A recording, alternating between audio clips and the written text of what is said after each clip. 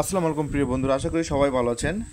আবার হাজির হলাম আমি মোহাম্মদ আশিক রহমান নতুন একটি ভিডিও নিয়ে। আজকের ভিডিওতে একটি কাস্টমারের মানে আমার এক ইউজারের অনুরোধে আজকের ভিডিওটি। ভাই আমাকে বলেছিল যে ভাই বিল পে চার্জটা কোথা থেকে মেনটেন করব। বিল পে চার্জ মেনটেন করার জন্য মানে বিল পে চার্জ আপনি কীভাবে দিবেন, কোন অপশানে গিয়ে দিবেন সেটা কিন্তু আজকের ভিডিওতে বলে দিব।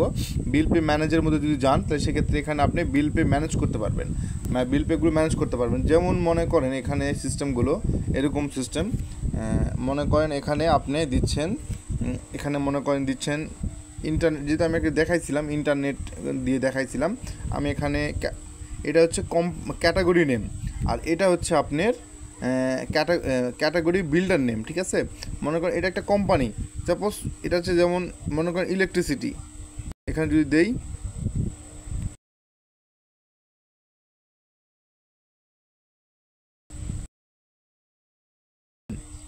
এখন এখানে এই ক্যাটাগরিতে দেখেন ইলেকট্রিসিটি চলে আসছে।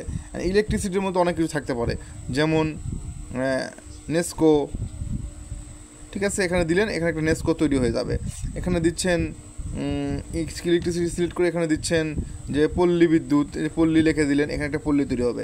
এভাবে বিদ্যুৎ বিলটি আপনাকে করতে হয়, ঠিক করতে হয়। তারপরে আপনাকে যেটা করতে হবে,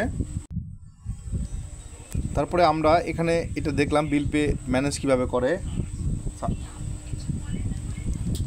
বিল পেটা কীভাবে ম্যানেজ করে। তারপরে আমরা দেখব চার্জ কীভাবে সেট করে, ঠিক আছে। বিল পে চার্জটা কীভাবে মানে কত টাকা কাটবে এক পার্ট, মানে বিল তো ফ্রিতে দিলে তো আপনাদের লস যাবে, তো এখানে তো চার্জ কাটতে হবে ইউজারের কাছ থেকে। তো এটা হচ্ছে চলে যাবেন, এই দেখেন চার্জ ম্যানেজে যাবেন। চার্জ ম্যানেজে গিয়ে এখানে বেশ কিছু অপশান পাবেন। এখানে প্রথমে আপনি দেখতে পাবেন বিল পে চার্জ। এখানে সিস্টেমটা কি, এখানে দুটো সিস্টেম আছে, একটা হচ্ছে ফিক্সড আর একটা হচ্ছে পার্সেন্ট। ফিক্সড কি, মনে করেন কেউ যদি 10 টাকা, কেউ যদি 200 টাকাও বিল পে দেয়, তারপরেও যদি আপনি ফিক্সড করে দেন 10 টাকা, তাহলে 10 টাকাই কাটবে, 5 টাকা দিলে 5 টাকাই কাটবে। আর যদি 2000 টাকাও বিল পে দেয় তাহলে 5 টাকাই কাটবে। সেক্ষেত্রে আপনার একটা লস হওয়ার সম্ভাবনা থাকে। তো আপনি করবেন কি, এটা পার্সেন্টেজে রাখবেন, ঠিক আছে। পার্সেন্টে রাখলেন এবং এখানে চার্জ ভ্যালু দিলেন 1.0 মানে 1010 টাকা। আপনি যদি এটা 2.0 দেন তাহলে 1020 টাকা কাটবে।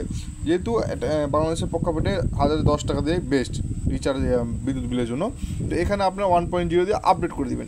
যদি এটা ডিফল্ট আপডেটে থাকে, যদি আপনারা কম বেশি করতে চান তাহলে করতে পারবেন। এখানে 5 টাকা যদি দেন তাহলে এখানে প্রথমে 5 টাকা যদি দেন তাহলে এভাবে দিবেন 0.05 বা 0.5, ঠিক আছে।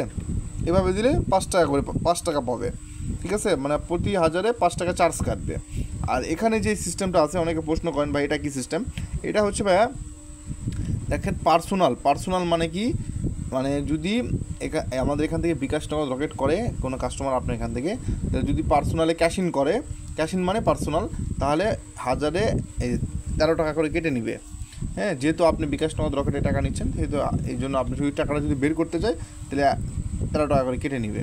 এবং এজেন্টে কী করবে, এজেন্টে যখন ক্যাশ আউট করবে তখন 1020 টাকা কাটবে, সেন্ড মানিতে 10 টাকা কাটবে। এভাবে দেওয়া আছে বিষয়গুলো।